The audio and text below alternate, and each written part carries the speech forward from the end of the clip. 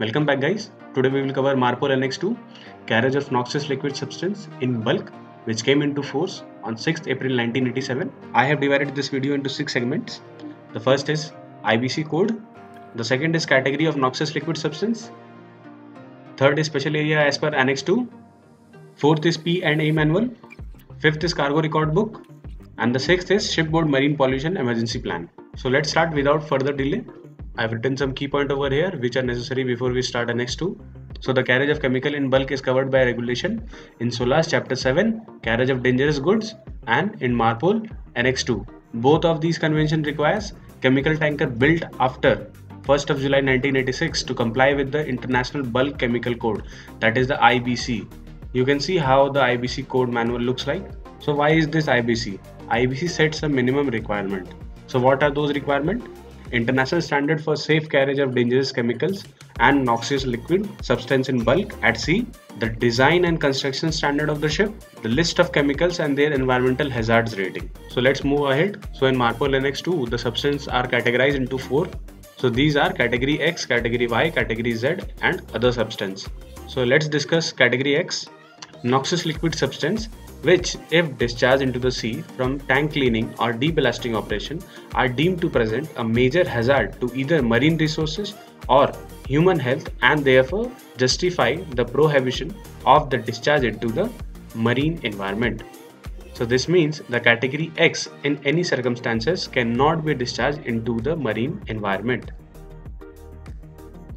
Noxious liquid substance, which if discharged into the sea from tank cleaning or deballasting operation are deemed to present a hazard to either marine resources or human health or cause harm to amenities or other legitimate uses of the sea and therefore justify a limitation of the quality and quantity of the discharge into the marine environment.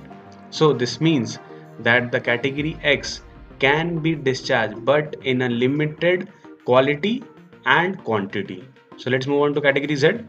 Noxious liquid substance, which if discharged into the sea from tank cleaning or deballasting operation are deemed to present a minor hazard to either marine resources or human health and therefore justify less stringent restrictions on the quality and quantity of the discharge into the marine environment.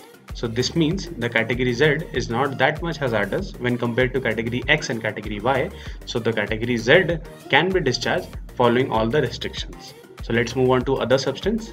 Substance which have been evaluated and found to fall outside category X, Y or Z because they are considered to present no harm to the marine resources, human health, amenities or other legitimate use of sea when discharged into the sea from tank cleaning or deballasting operations. The discharge of bilge or ballast water or other residue or mixtures containing these substances are not subject to any requirement of MARPOL Annex 2. So this means the substance which doesn't fall in the category of X, Y and Z are not restricted by MARPOL Annex 2.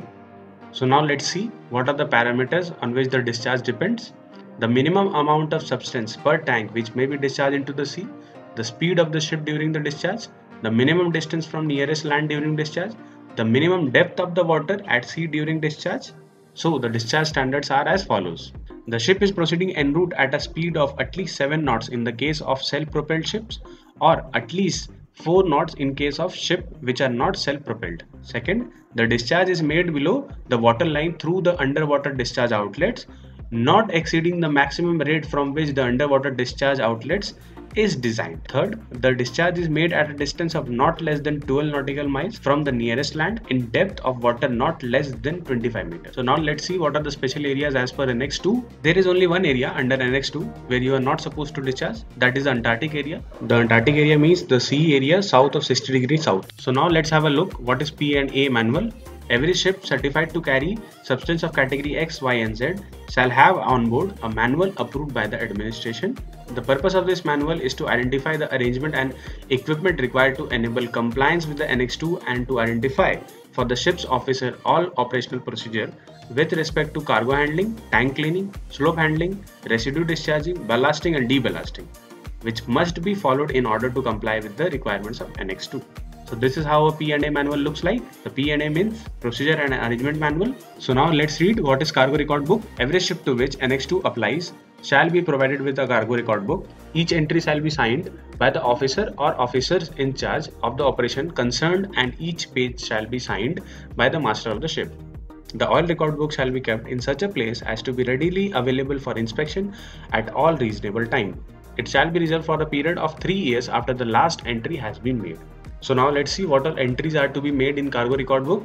The loading of cargo, internal transfer of cargo, unloading of cargo, mandatory pre-wash in accordance with the ship's procedure and arrangement manual, that is P&A manual, cleaning of the cargo tanks, except mandatory pre-wash, other pre-wash operations, final wash, ventilation. So these all should be included. Discharge into the sea of tank washing, ballasting of cargo tanks, discharge of ballast water from cargo tanks, additional operational procedures and remarks.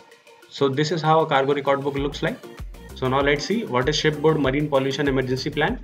Regulation 26 of Annex 1 of MARPOL requires every oil tanker of 150 gross tonnage and above, and every ship other than an oil tanker of 400 GRT and above, to carry a Shipboard Oil Pollution Emergency Plan (SOPEP) approved by the administration.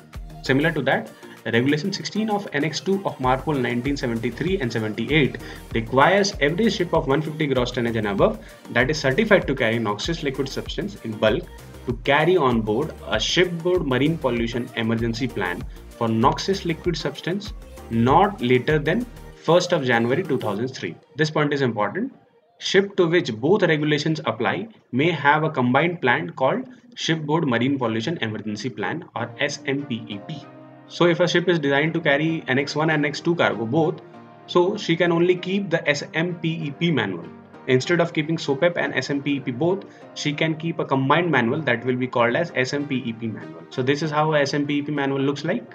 So let's have a look what all SMPEP manual consists of. The procedure to report an noxious liquid substance pollution incident, the list of authorities or person to be contacted in the event of an noxious liquid substance pollution incident, a detailed description of actions to be taken immediately by person on board to reduce or control the discharge of noxious liquid substance following the incident, the procedure and point of contact on the ship for coordinating shipboard actions with national and local authorities in combating that pollution. That's all for Annex 2, guys. I have tried to cover the Annex 2 in a nutshell. Hope you liked the video. If you want these notes, you can join the Telegram channel. I will share these notes over there. Please subscribe to the channel and do like the video and share with your maritime aspirant friend. Until then, see ya.